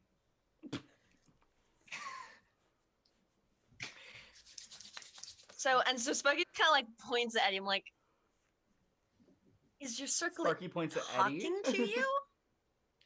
You mean points at Hugo? Hugo. Eddie's in this universe. Of course. I'm He in every wishes. universe. I'm in Um, every universe. Okay, Okay. God complex. while you guys are talking, while you guys are talking, I'm gonna roll a d6. I Continue. don't like that. That's not fun. Continue. Leave that alone. Stop Continue. that. Okay. So Eddie, so Hugo, what do you respond to that? Hugo is I mean, the circle's not talking, but I'm gonna ask her. I'm gonna ask Nuada a question about the amulet thingy. Yeah, Okay, would Sparky know who Nuada is the question. Nuada was introduced, right? Hugo said Nuada. So. Yeah, Noada was talked about. I'm pretty sure you failed a not history saving throw. I'm pretty sure you did a history check and failed it or something. Shush. Yeah. Shush. I don't know. It doesn't matter. So, Sparky just kind of like, he just kind of looks at Hugo and is like, okay, I'll leave that. And then, kind of like just turns. I didn't know you could roll it. I have rolled my first 0 on a perception check because I rolled a 4 and it's a -4 for Dex. Oof. So continue talking. I'll introduce this thing later. And then looks. So okay. So what did Willen say about Araya? What? What did Willen say about Araya again? That one has too much in her head. Not like magical. Okay. That one not necessarily has too many secrets, just has too much, thinks about too much. Okay, so they pass it over that. And upon I think he realizes what, because he had obviously heard Araya and Marie looking at him, and so he just looks at Marie and is like, back to the amulet. Would you feel more comfortable if I held on to it?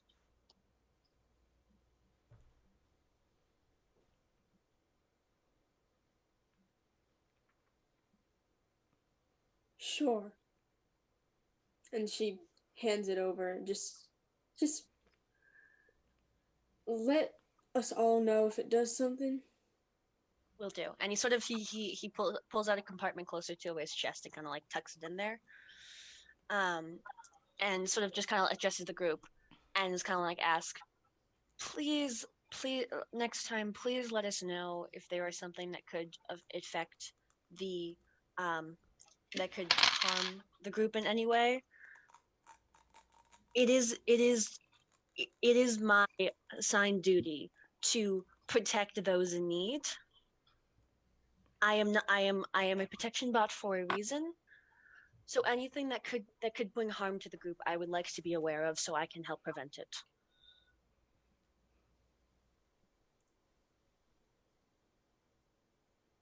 So, anyone responding? Agreed. Yes.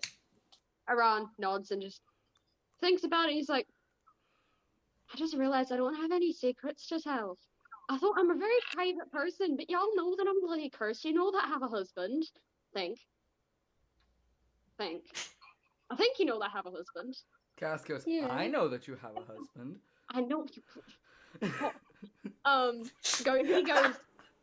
He's grey currently, so I don't know what color his face would blush.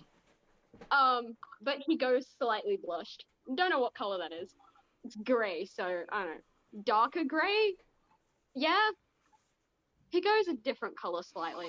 It's just it turns to Cass and just fuck off. It's like, yeah, I don't think there's anything else to tell, really. Willen And then thanks. Also just shrugs and just goes, I think I told them everything. And then Aran looks to Willen and goes, yeah, you bloody did.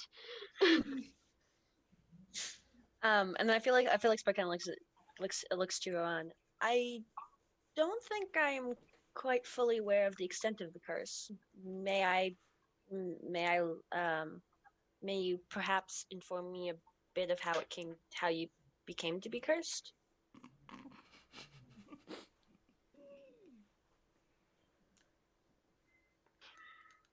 This is literally Aran's face right now of just. And this is basically Cass's face right now, just.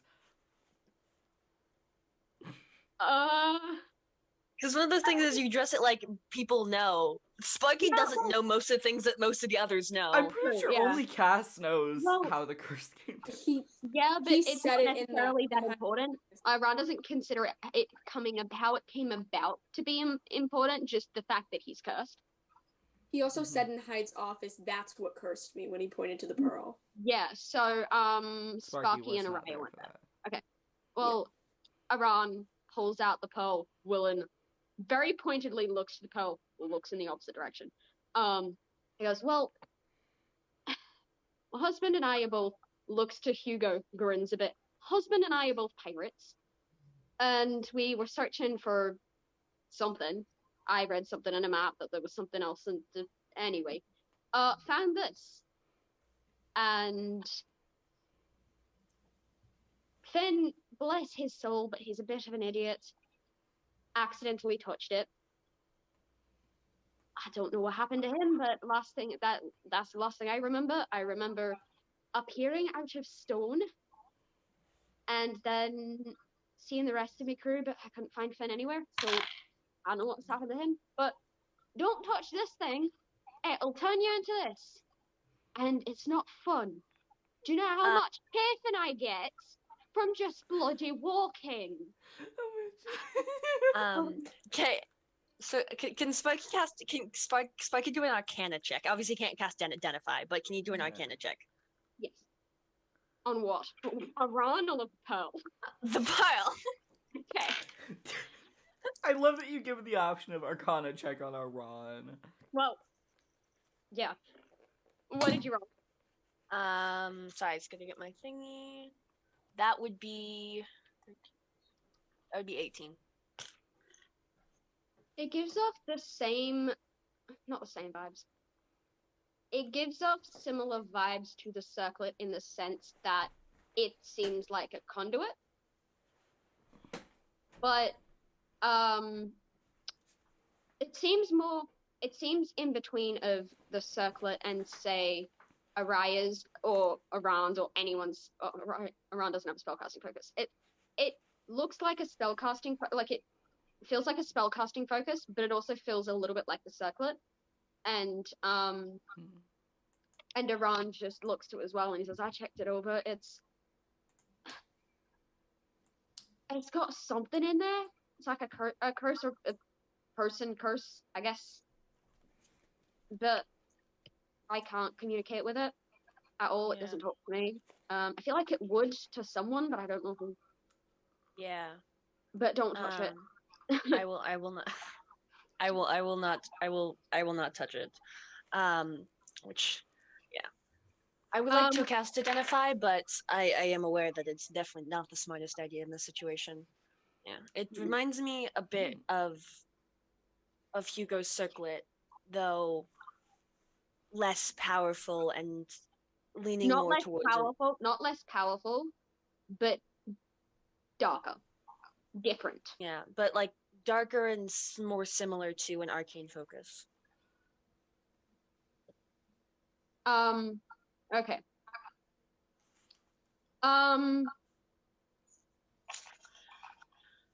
How far away are all of your bedrolls from their camp? Sparky just doesn't have one. Valid. But like, are y'all sleeping next to the fire or a little bit away? Cass is a little bit away from the fire because the cold is comforting. Sparky would have been like on lookout. Okay, so he probably would have hunkered down. He probably would have hunkered down away from the fire. Well, is everyone going to bed at this point? I don't think Araya doesn't have anything left to do or say. Or Ron doesn't either. Willard has probably fallen asleep on Sparky. Wrapped himself around. If you try to get up, Willen's gonna stay asleep. I forget what Sparky would do in this situation. So I feel like Sparky kind of like surveying the area, trying to figure out the best situation, because obviously he's like at this point he's not gonna move Willen, so he's trying to figure out what the best like option is, whether he kind of like stays with the group or if he kind of like or if he takes his like outpost. Yeah. And observes. Aran will just look to Willen and just, I gotcha. Will slowly, I hate you guys.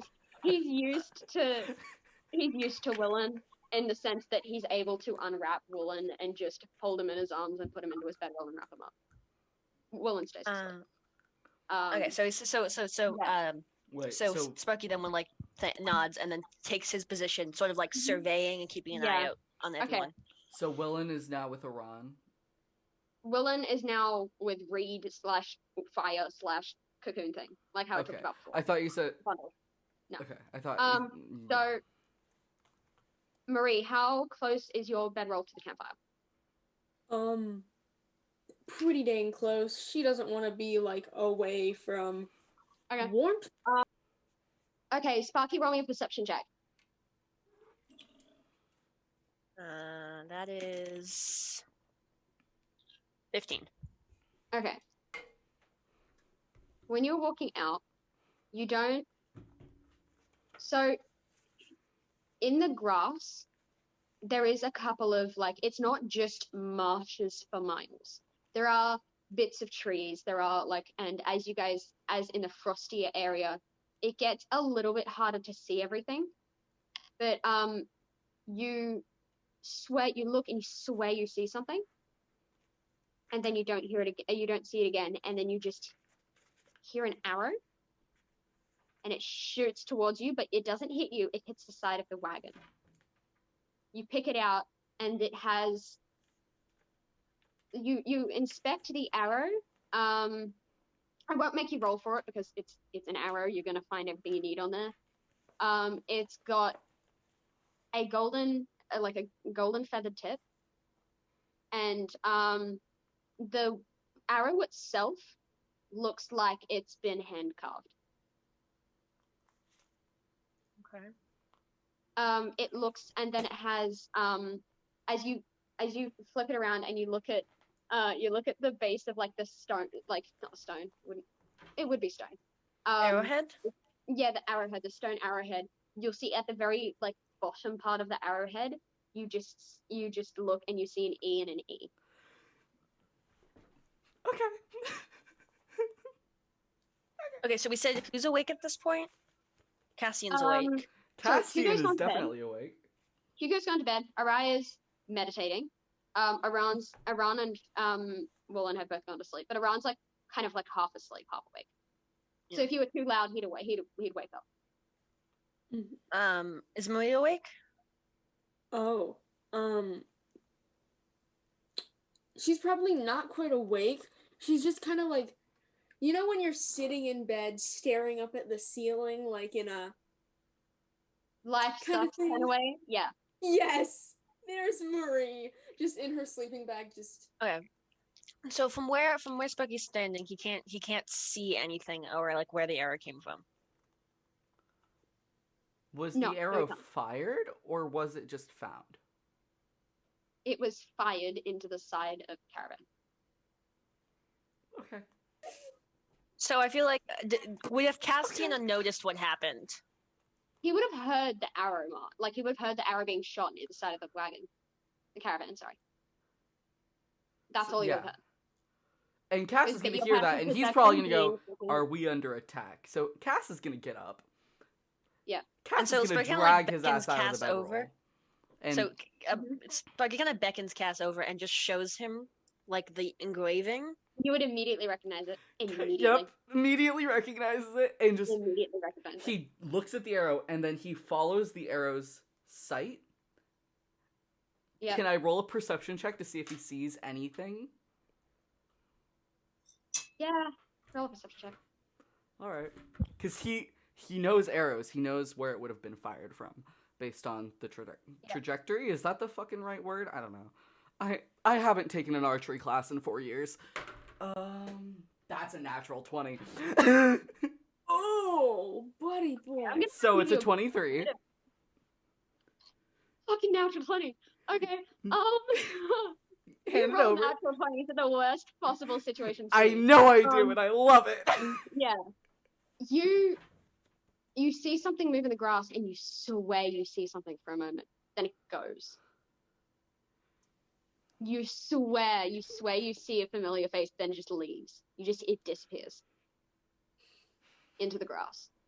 I need to take a moment of just... This is me taking a moment because I'm just... Justin also needs to check his DMs because Natalie sent him a question. Oh, you have... And so Yeah.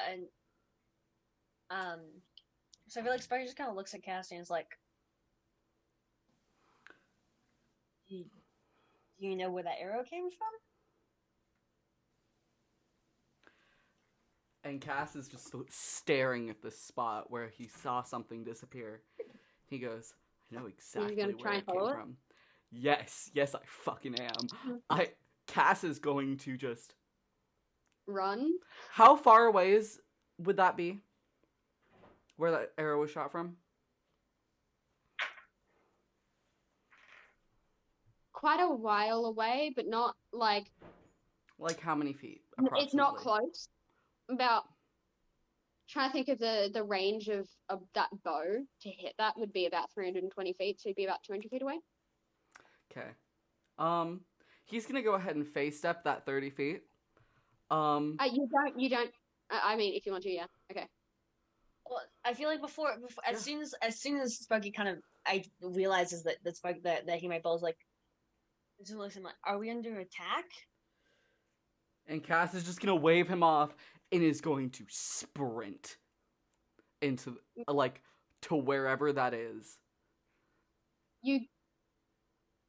You get to where you think might be that spot, and you don't see anyone, but you see another arrow very clearly left behind, with a note wrapped around it.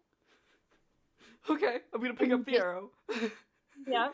You see the note, and it reads. Hold on, I need to write this down.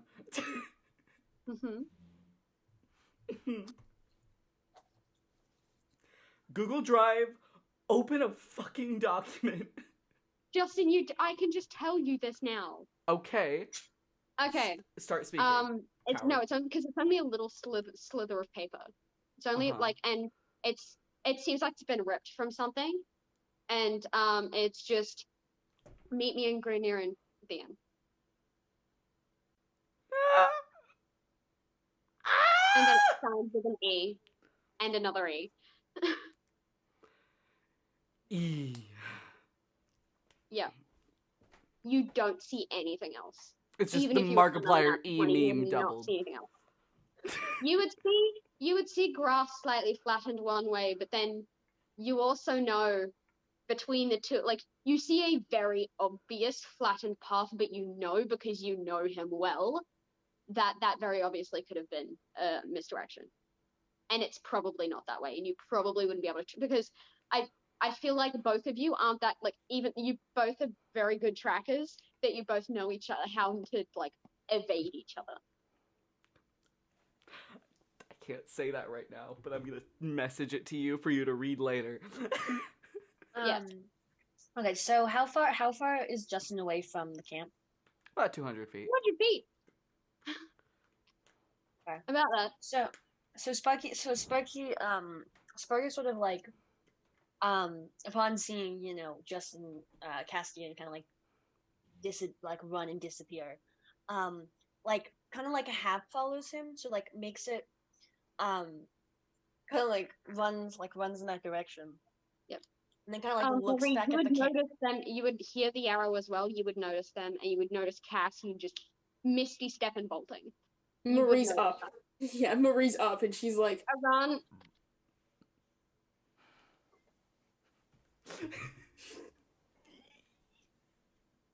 Aran would slightly wake up and just be like, oh fuck, not again, and would just like lie there for a bit longer. Araya would just open an eye, see Castian running, see the arrow, wait for a minute, see that they're not on attack, and just meditate again.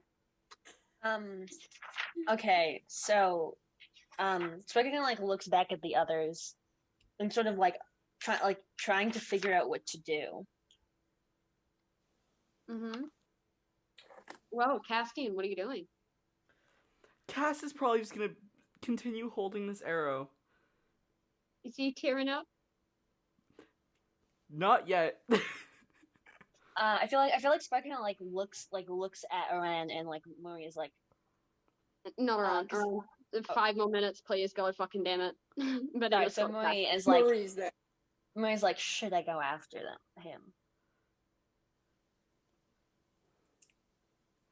You didn't see the arrow.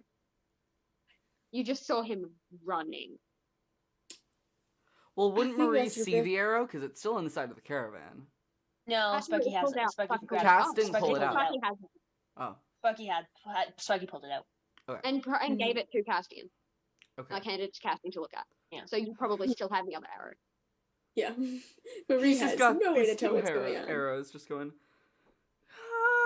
just panic. I'm a homosexual having a panic attack. So so he kind of looks at Lee.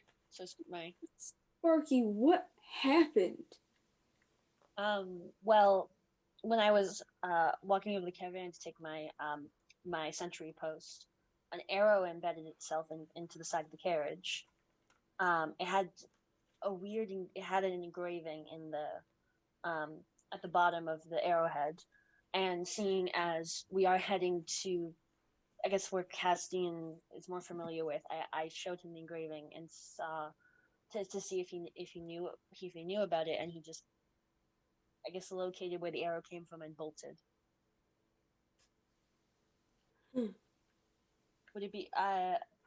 Would you be able to hold down the camp while I go after him? Yeah, of course I can. Okay. And so he just kind of like nods and then casts expeditious retreat, Okay. Right back. and then just goes flying. Yeah. Like it just because He's just gonna find spell, Cass just kneeling from where the arrow came from. Where is the arrow? Where is the spot? Is it like elevated? Is it like still on that It's- same level, or like where? It's on a little like it's like flattened, like the grass is very purposefully flattened in that area, and it looks like he had been lying there for a while, notching an arrow. So he knew. Okay. You have no clue. I'm. But yeah, he was lying very purposefully there, and the arrow was in the because the grass had almost been even just cut in places, so he'd have a good vantage point. So he's just sitting here. Cass is dead ass. He's just kneeling here holding these arrows. Especially with the one with the note, and he's just going, alright, just panic. Panic. Is he tearing? Panic. Is he tearing? He's not tearing. He doesn't cry. Is he has It's like, tearing? yes, Cass hasn't cried in 7 years, Artie. yeah. So Spiky He's kinda not like, crying. Kind of like. So Spiky makes it over there in pretty good time because of the spell. Like, faster than he should have been able to, considering how heavy he is. So then he kind of like finds Cassian Hunter and is like, "Is everything okay?" And Cass Or, is is just going everything to alright? very quickly wrap the note back around the arrow and just put it on the pocket inside of his cloak, and he's just gonna go, everything's fine. Go back to camp. I'll be there shortly. He's just Castian, not showing any emotion at all. just had a conversation about secrets.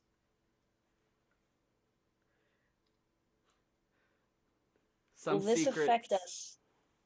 Some secrets are better told at certain times. This is not the right time. Okay. But you will tell us, right? When it is important? When it's important.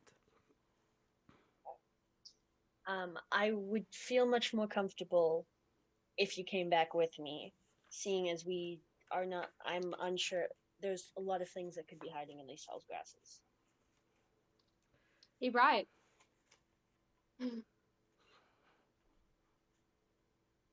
You see, I wasn't gonna do this, but Artie's comment was just makes me nervous. So Oh, Cass it's is just just going to sigh, stand up, he's holding his cloak very tightly around himself, which is, it's not for the warmth, it's just wants these as close to him as possible. And he just walks past Sparky and walks back to camp. Sparky sort of like gives Cassian his space, but make sure he's within eyesight. Yeah. Like within if he needs to dash over and assist, but gives him his space. Marie, you eventually see the two of them get back to camp. Yeah. You see Araya open an eye again. See Castian looking like Castian does, and then just close her eye again. Just, oh my god, man. Eventually when you two get back, unless, Marie, you say anything to the two of them before they get back to camp, like the campfire. Mm-hmm. She's literally just again gonna ask, what is going on? And Cass is just going to give her a very pointed look. Like, this is something I've told you before. It's kind of a look of just... And he's just gonna go, Like what's going on? It's just a, we need to get to Granirin as fast as possible. When you guys get to the campfire, Aran's gonna roll over and are we gonna die tonight? And Cass just pats his head and goes, not tonight, buddy. Looks up. At that, just looks up, opens his eyes, looks at Castian's face, gives him a what the fuck is going on look. And Cass gives him pretty much the same look as he gave Marie and just goes... Is Castian showing Aran anything? Cass is not showing anyone anything.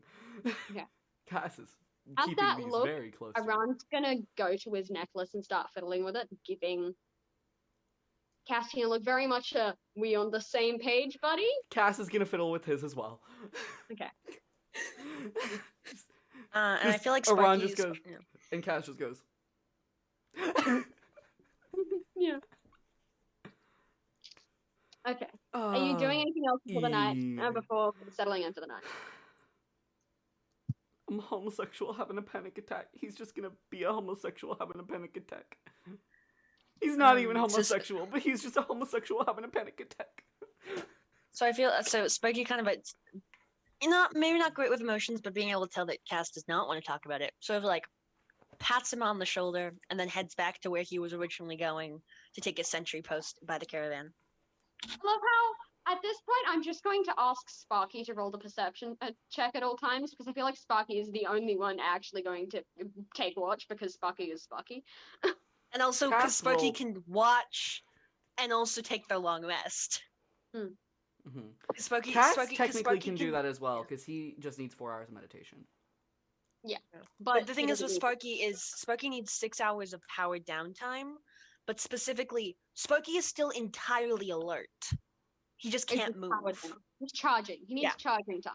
Yeah, he's charging, but he's still entirely alert of what's going on, so he can hear, it just takes like a second for him to be able to move again.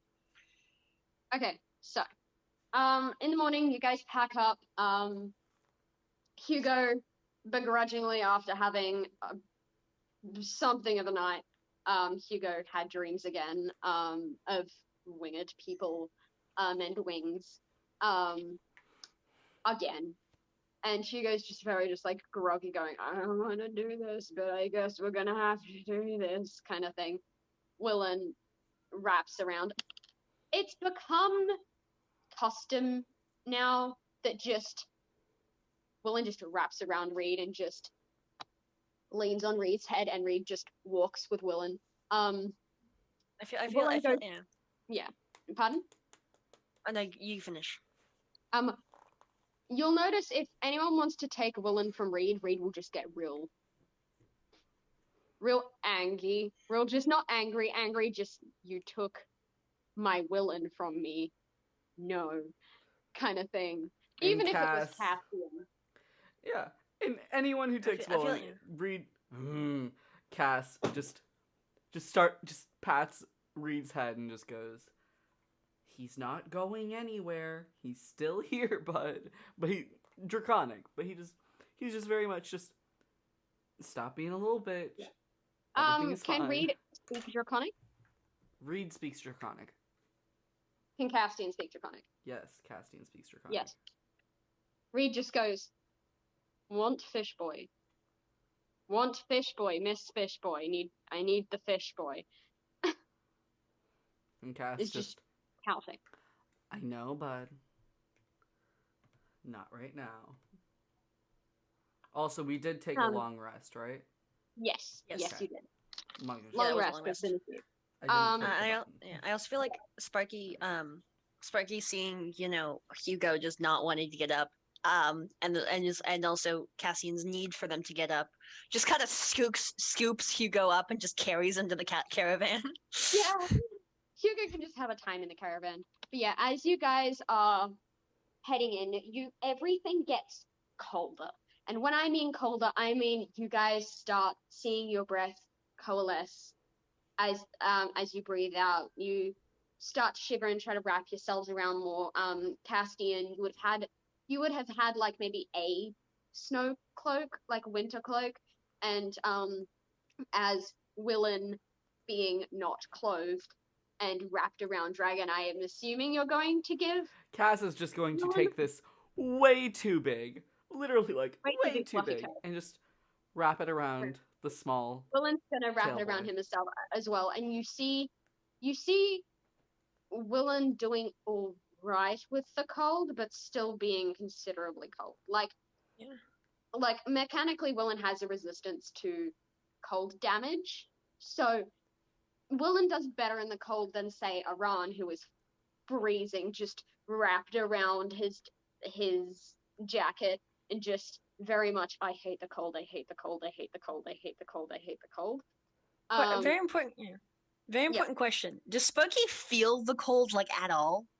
I feel like Sparky wouldn't feel the cold, but the cold would probably mess with their joints. Like sort of like, making some of his joints a bit like harder to move. Yeah, like frost may get a little bit in there and stuff like that. It'll get, but Sparky doesn't feel the cold. Marie, cold. Hugo's probably alright in the caravan, but still getting considerably cold. Araya she pulls a cloak around her that she has, but she's still also considerably cold, and as you guys are walking, it gets colder and colder, and you guys, like, it almost is like, oh my god, are we there yet? It's this cold, we need to get somewhere warm. You guys are shivering, you guys are all huddling together at this point, even Araya, who's usually like, no, introvert. But Araya even huddles in with all of you, and you guys, just as you guys are about to go, okay, I don't know how we're going to stop for the night, but we may need to take a break because it's this cold.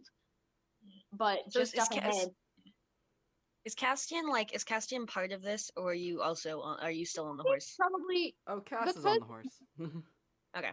So then Sparky's probably out there with Castian because he's the only other one who can handle the cold. Yeah. Castian is still considerably cold because he gave his winter cloak to Woodland. But he's tolerant to it. Yeah, he's used to it because he grew up in spent years, not grew up, spent years in the climate.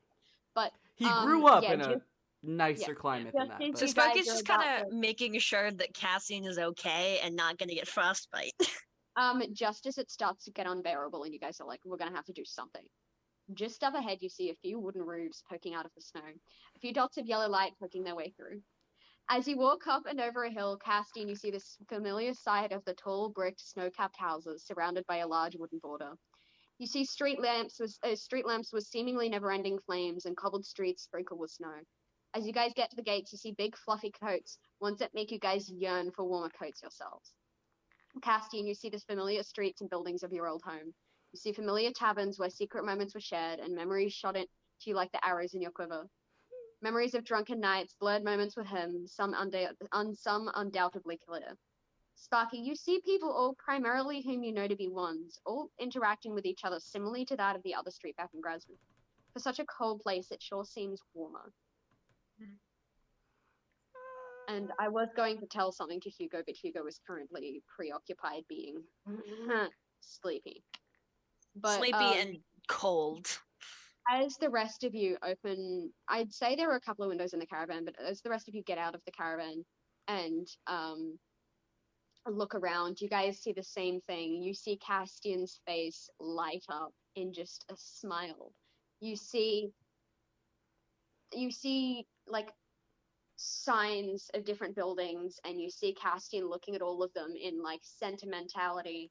You see the Copper Needle, Castian, a place that you may know would sell cloaks. You see, which you would go to first, but you would see a library that you've been to probably many times.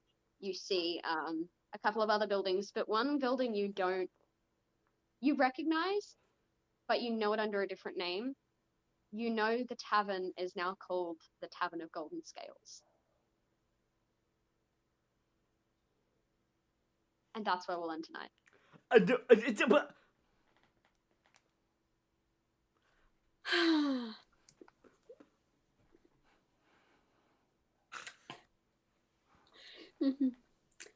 just gonna say upon entering, huh? Marie would Does that have any correlation to what you think I think it has correlation to? Well, it doesn't have the Tavern of Bronze Scales, it has the Tavern of Gold Scales. Does it have a fucking correlation? You'll have to find out next week. It has a fucking correlation, you douchebag. You fucking asshole.